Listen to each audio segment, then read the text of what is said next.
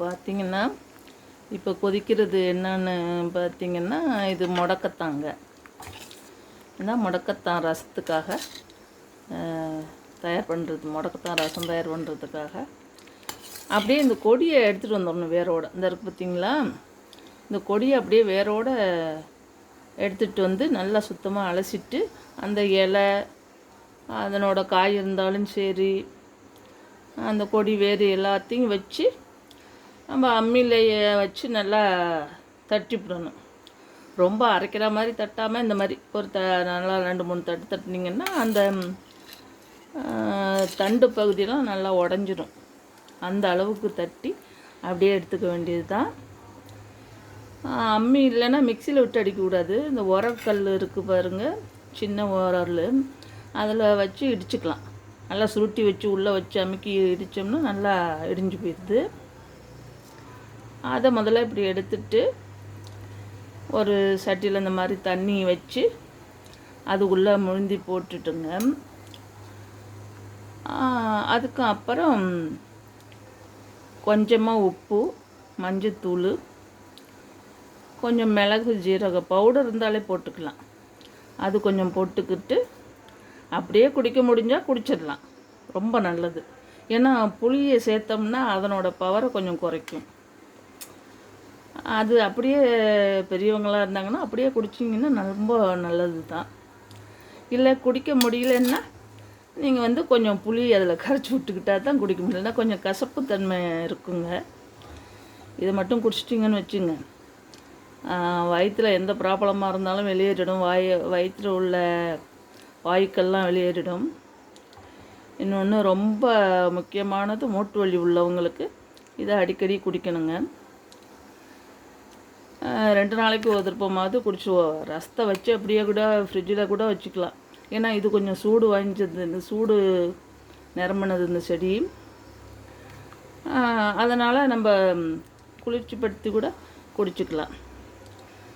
நம்ம முடக்கத்தான் தோசை கூட அன்றைக்கி போட்டு காமிச்சிருக்கேன் பாருங்கள், டிஸ்கிரிப்ஷனில் முன்னாடி பார்த்தீங்கன்னா தெரியும். ஆனால் இது ரசம். இப்போ நமக்கு தோசை அடைன்னா நமக்கு செரிமானத்துக்கு போய் தான் அப்புறம் அது அதனோட பயனை கொடுக்கும். இப்போ ரசங்கிறதுனால இது நேரடியாக நமக்கு ரத்தத்தில் கலக்கும். அதனால் இப்படி பயன்படுத்தி இதை குடிச்சிட்டிங்கன்னு வச்சுங்களேன், இந்த வாயுக்கள்னால ஏற்படுற வீக்கங்கள், வலி, கால்கை வலி, மூட்டு வலி முக்கியமாக, இதை அப்படியே கொஞ்சம் கொஞ்சமாக இதை பயன்படுத்திட்டு வர வர நீங்களே தெரியும், உங்களுக்கே தெரியும் இது குறையிறது. முடக்கத்தான் பெரும்பாலும் எங்குமே கிடைக்குங்க. இந்த கொடியோட இலையை மட்டும் பறித்து அது தோசைக்கு போட்டுக்கலாம். இந்த கொடியோட எடுத்து இப்படி ரசமாக தயார் பண்ணும்போது தான் இது நல்லா கொதித்து பாதி அளவு 3/4 அளவு குறைஞ்சா போதும். இந்த பாருங்கள், அதனோட எக்ஸ்ட்ராக்டெல்லாம் அதனோட இந்த இலை தண்டு பகுதியோட சாரமெல்லாம் அப்படியே இறங்கிட்டு இதில் ஒன்றும் இல்லை. இப்போ இலை கூட நல்லா வெந்துடுச்சு. இந்த ரசத்தை பாருங்கள் எப்படி இருக்குதுன்னு. இதில் அப்படியே வெறும் வயிற்றில் தான் குடிக்கணும்னு இல்லை, கொஞ்சம் வயிற்று புண்ணு உள்ளவங்க கொஞ்சம் கொஞ்சமாக குடிச்சுக்குங்க. 2 நாளைக்கு ஒரு திருப்பம் வலி உள்ளவங்க பயன்படுத்துங்க. சில பேருக்கு இந்த செல்லை பிடிச்சி பயன்படுத்துறது கூட இந்த ஆம்சு பகுதி, தசை அதிகம் உள்ள பகுதியெல்லாம் வீங்கி போய்டும். அதுக்கெல்லாம் இதை பயன்படுத்தினீங்கன்னா ரொம்ப நல்லாயிருக்கும். ரொம்ப இன்னொரு பகுதி என்னென்னா, அந்த ரொமாட்டிசம் இருக்கிறவங்களுக்கு நல்லா கேட்குங்க முடக்கத்தான். முதல்ல சளி இல்லாமல் ஜுரம் வந்ததுனாலே நம்ம டெஸ்ட் பார்த்துடணும். அதிலே ஆரிய ஃபேக்டரு ரொமாட்டிக் ஆர்த்தரைட்டிஸு அது அதிகமான எண்ணிக்கையில் இருந்துச்சுன்னா இதை குடித்து பாருங்கள். அப்புறம் போய் டெஸ்ட்டு பண்ணிங்கன்னா நல்லா குறைஞ்சிடும், எண்ணிக்கையே குறைஞ்சிடும். அந்த அளவு இருக்கும். எல்லோரும் பார்த்து பயன்படுத்துங்க.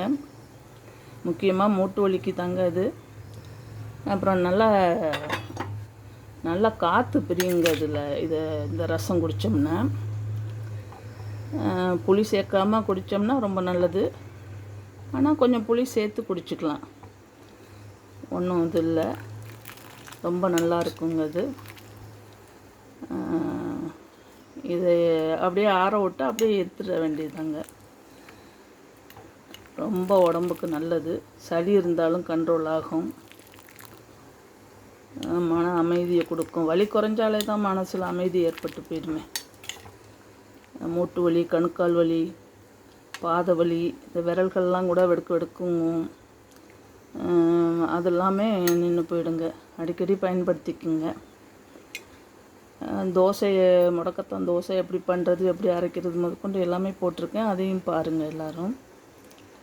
எல்லாம் சப்ஸ்கிரைப் பண்ணுங்கள், லைக் பண்ணுங்கள். ரொம்ப நன்றிங்க.